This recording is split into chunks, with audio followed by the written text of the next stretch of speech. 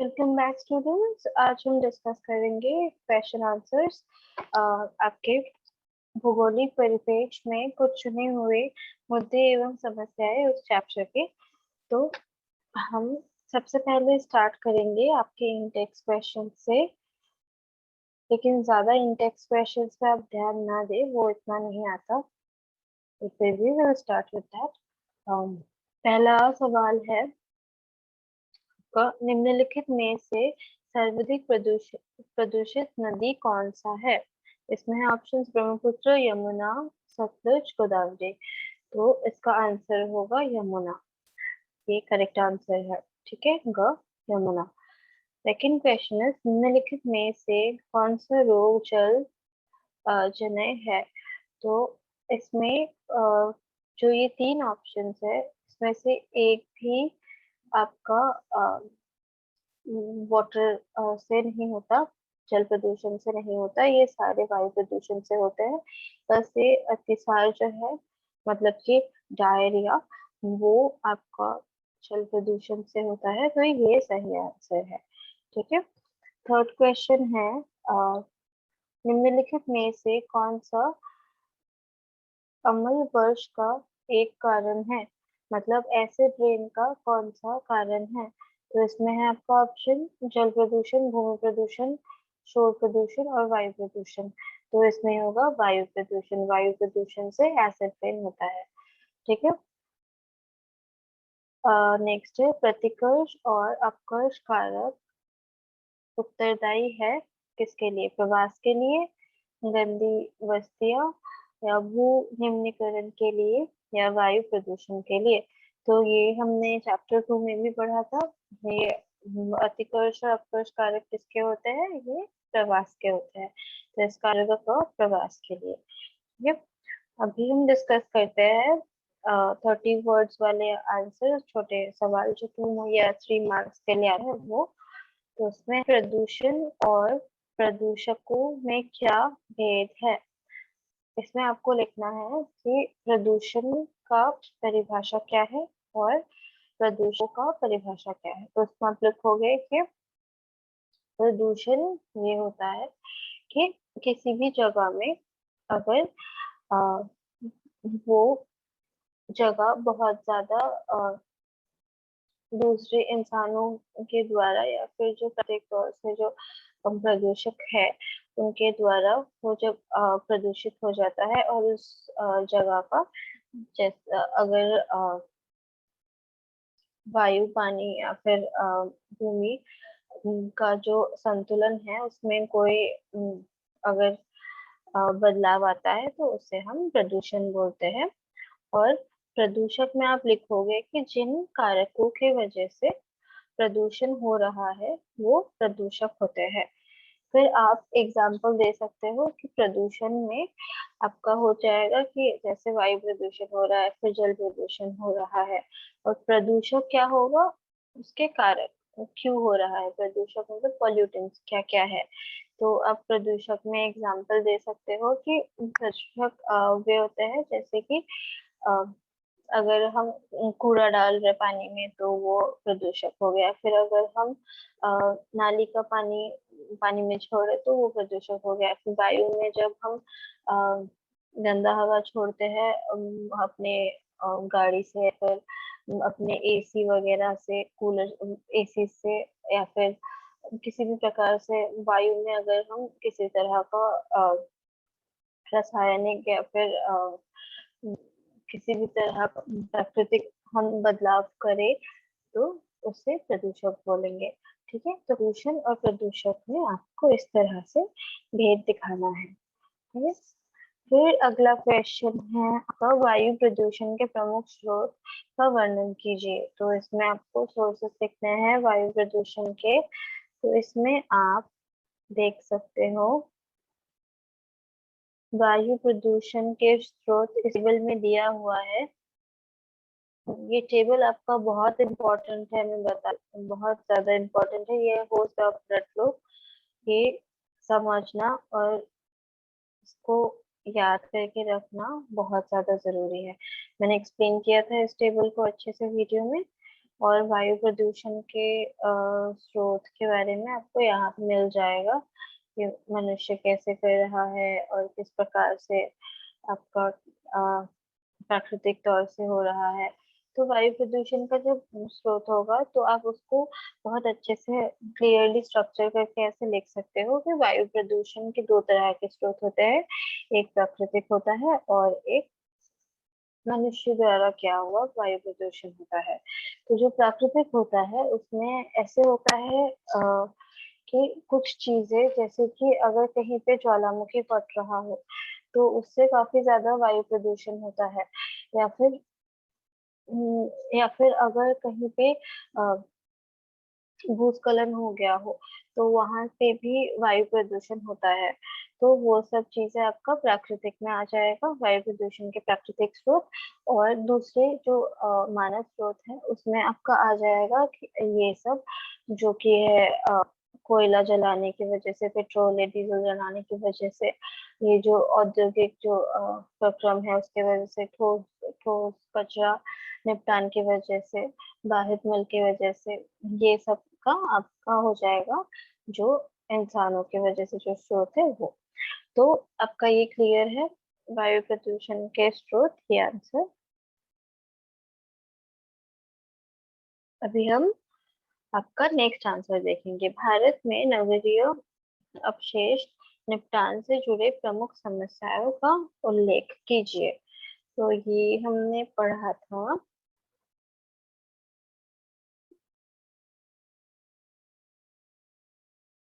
जो urban waste disposal है वो बोल रहे नगरीय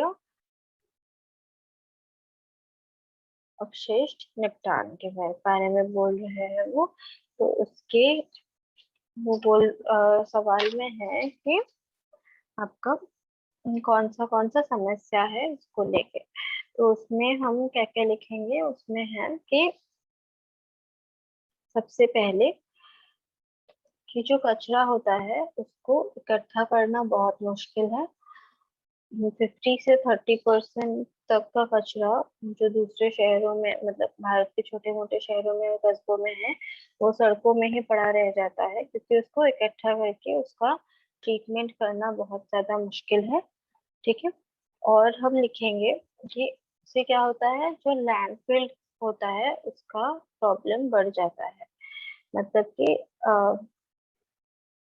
जहाँ पे जाके हम सारा कचरा फेंकते हैं एक साथ, वहां पे पहाड़ बन जाता है कचरे का। और उसके बाद वहां से अलग अलग तरह की जो बीमारियां हैं वो फैलने शुरू कर देते हैं। तो वो एक बहुत बड़ा मुश्किल है। ठीक है। 2 पॉइंट हो गया। और उसके बाद आप सकते हो कि दूसरा आपका है, तीसरा आपका है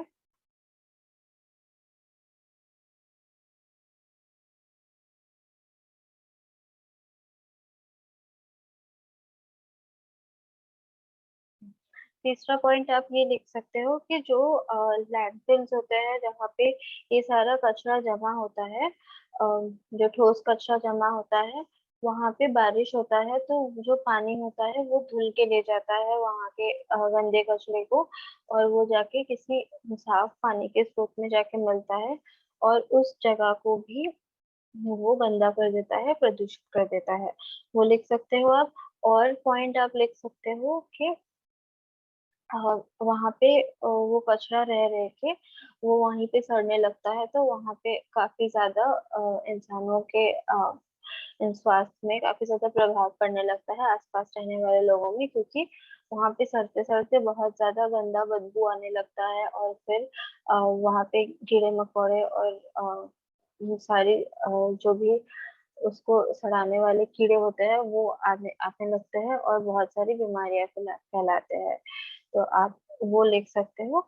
ऐसे सारे पॉइंट्स लिखना आप तो, और उससे काफी सारी बीमारियां फैलती है वो। और एक आप पॉइंट लिख सकते हो, वो ये है कि जो ठोस कचरे का जो निपटाने का तरीका है, मतलब जो ट्रीटमेंट का तरीका है, वो बहुत ज्यादा तकनीकी तरीके से डेवलप नहीं है।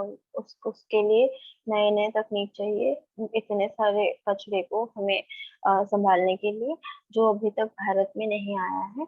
तो तकनीकी तरीके से वो एक हमारे लिए बुरा चीज है, तो उस पे हमें काम करना चाहिए। वो बहुत बड़ा हमारे भारत के लिए समस्या बन रहा है। तो ये सब आपको लिखना है, नगरीय अपशिष्ट निपटान से जुड़े हुए प्रमुख समस्याओं में। ठीक है, अभी हम बात करते हैं फोर्थ आंसर का, मानव स्वास्थ्य पर वायु प्रदूषण का क्या प्रभाव पड़ता है। तो ये पूछ रहे हैं कि स्वास्थ्य, मानव स्वास्थ्य में वायु प्रदूषण का क्या प्रभाव पड़ेगा। तो वायु प्रदूषण, हम्म,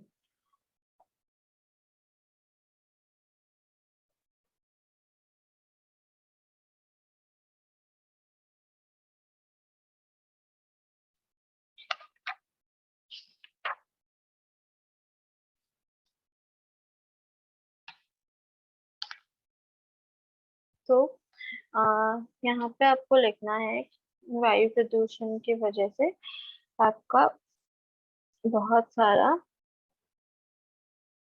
बहुत सारी बीमारियां फैल रही है, जैसे कि अ,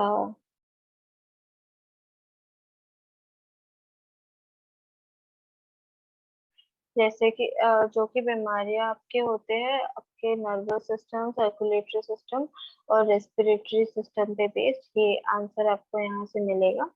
तो ये सारी बीमारियां होती हैं, और उसमें आप बोल सकते हो कि जो बीमारियां ज्यादा से ज्यादा आपके फेफड़ों से जुड़ी हुई है, उन सब बीमारियों का ज्यादा से ज्यादा आशंका है।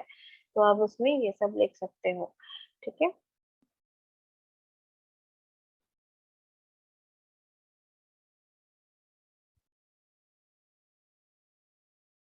अभी हम बात करते हैं लॉन्ग क्वेश्चंस का। ये 150 शब्दों में लिखना है आपको। फर्स्ट सवाल है, भारत जल प्रदूषण के की प्रकृति का वर्णन कीजिए। तो भारत का जो जल प्रदूषण का स्थिति है वो किस तरह का है, हमें उसका वर्णन करना है। ठीक है, तो वो हमने बहुत अच्छे से डिस्कस किया था फर्स्ट लेक्चर वीडियो में। तो इसमें आपको लिखना है सबसे पहले कि जल प्रदूषण है क्या। जल प्रदूषण की परिभाषा के बाद आप लिखोगे कि भारत में जल प्रदूषण का क्या स्थिति है। ठीक है, और क्या क्या स्रोत है वो लिखोगे आप। तो स्रोत के लिए आप ले सकते हो यही से आंसर, ये टेबल से आप ले सकते हो, या फिर आप ऐसे भी आपको मिल जाएगा यहाँ पे। और उसके बाद आप लिखोगे कि भारत में कौन सा इंडस्ट्री सबसे ज्यादा, कौन सा आपका फैक्ट्री सबसे ज्यादा जल प्रदूषण कर रहा है।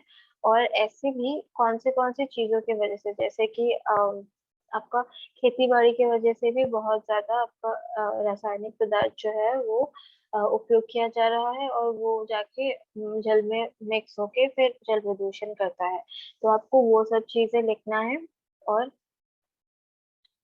अच्छे फिर आपको हर एक चीज में आपको डिवाइड करके कि भारत में पहले तो औद्योगिक रूप से जो विकास हुआ है उसकी वजह से हो रहा है प्रदूषण, वो लिखना है।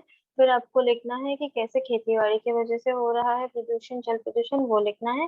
फिर आपको लिखना है कि कैसे सामाजिक और जो आपका कल्चरल जो भी सांस्कृतिक जो भी अनुष्ठान अनुष्ठान होता है, गतिविधियां होती है, उनकी वजह से किस तरह से आपका जल प्रदूषण में प्रभाव पड़ रहा है, वो सब आपको लिखना है। आपको इन पैराग्राफ्स में, ये दो पैराग्राफ्स में मिल जाएगा, तो इसको आपको अच्छे से पॉइंट वाइज क्लासिफाई करके लिखना है। ठीक है, उसके बाद आपको लिखना है कि जल प्रदूषण की वजह से आपके भारत में कौन सी नदियां सबसे ज्यादा आपको इफेक्ट, आपका इफेक्ट है, वो आप एग्जाम्पल के रूप में दे सकते हो। तो उसमें आप गंगा और यमुना का दे सकते हो। उसमें आप इस टेबल के ऊपर पूरा बेस करके आप पूरा अपना आंसर कर सकते हो, लिख सकते हो। आप एग्जाम्पल देख सकते हो, या तो आप बस गंगा का एग्जाम्पल दे दो, फिर दोनों का हो सके तो दोनों का दे दो, आपको और बेटर मार्क्स मिलेंगे। तो ऐसे करके आपको लिखना है, और लास्ट में आंसर को कंक्लूड कीजिए, समाप्त कीजिए, ये बताइए कि ये जल प्रदूषण की वजह से कौन सा बीमारी हो रहा है, और भारत में स्पेशली कौन सा बीमारी देखा गया है जल प्रदूषण की वजह से।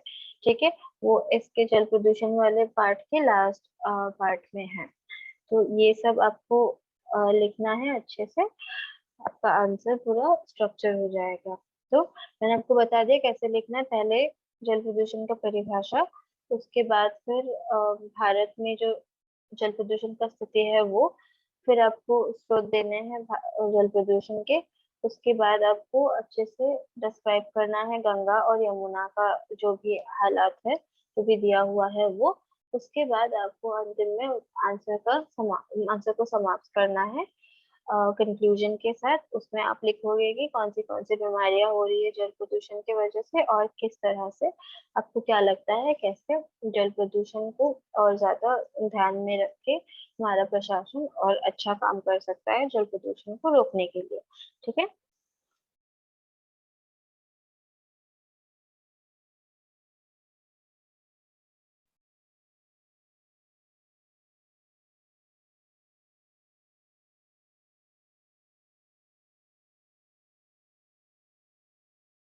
फिर है, भारत में गंदी बस्तियों की समस्या का वर्णन कीजिए।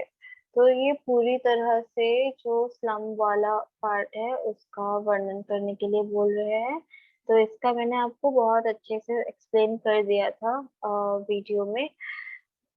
तो मैं आपको बता देती हूँ आंसर का स्ट्रक्चर क्या है। बाकी आपको जो आंसर का कंटेंट है वो आप वीडियो देखोगे तो आप उसका नोट्स बनाओगे तो आराम से को मिल जाएगा। ठीक है।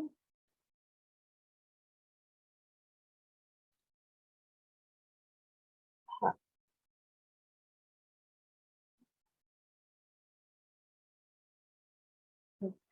तो इसमें आपको लिखना है सबसे पहले कि गंदी बस्तियां होती क्या है। ठीक है। फिर आपको लिखना है कि वहाँ पे क्या क्या परेशानियां होती हैं। ठीक है।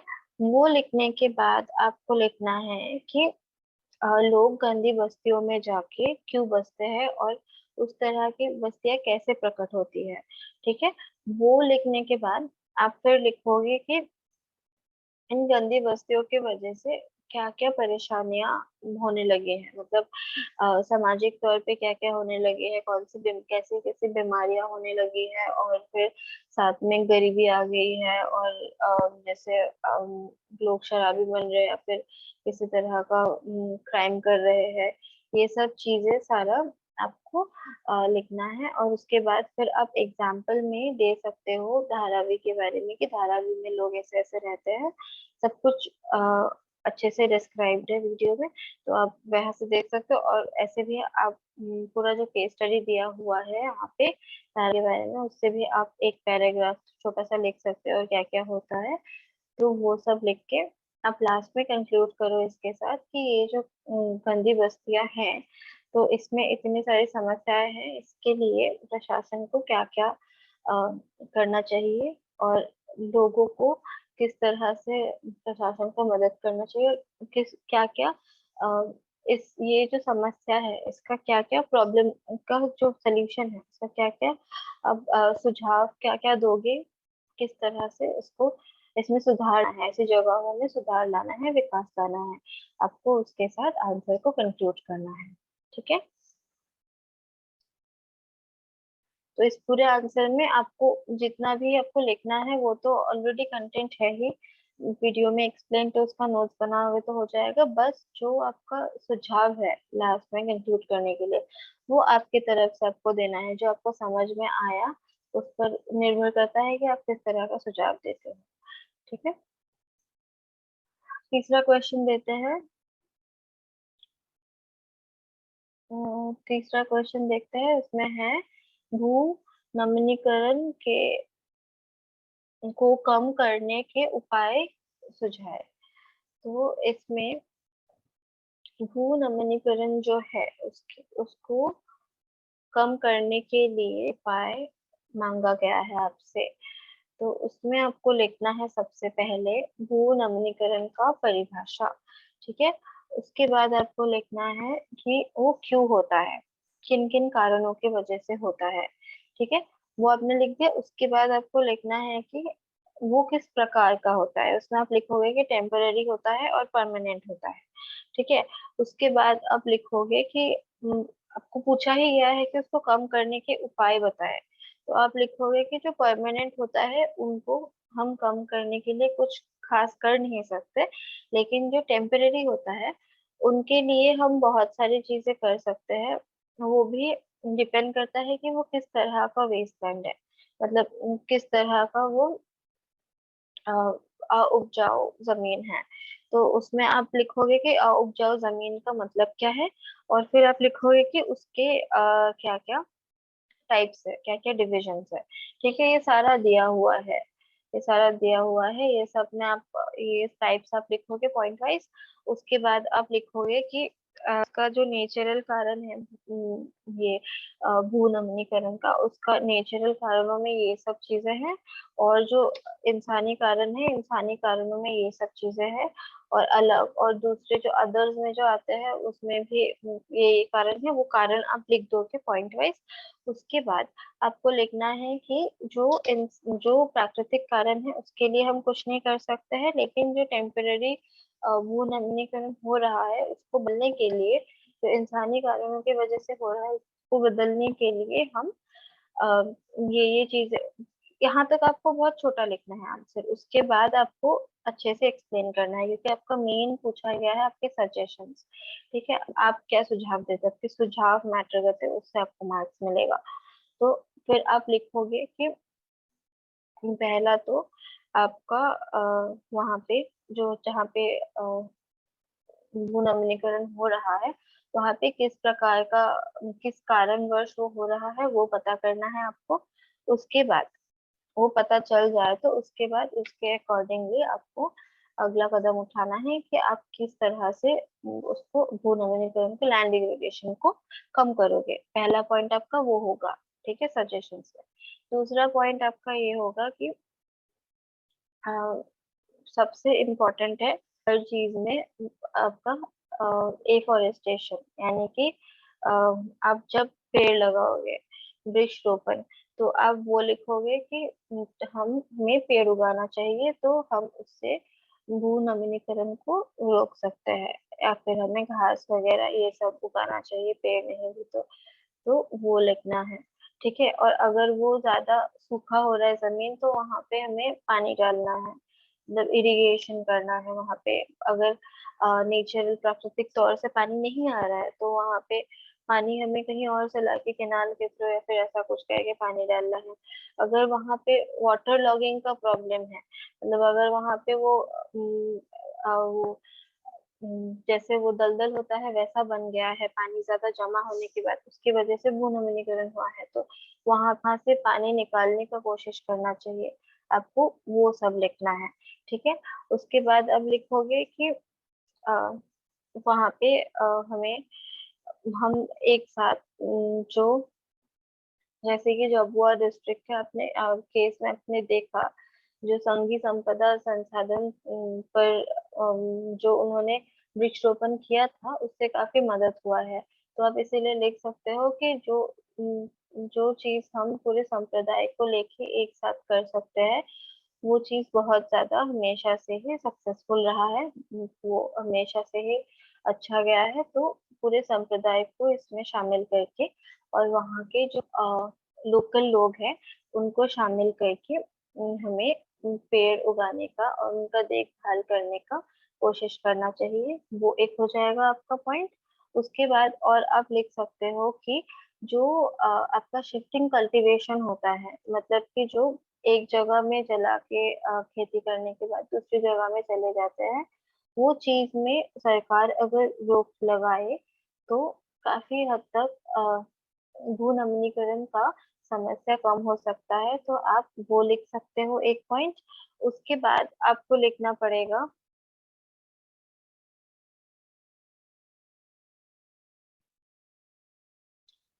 कि जो जो रोपण कार्य है, मतलब जो रोपण कृषि है, जो प्लांटेशन चलाते हैं, वो प्लांटेशन उन्हीं जमीन पे करे जो किसी और खेती के लिए उपजाऊ ना हो, वो बस उसी रोपण कार्य के लिए हो।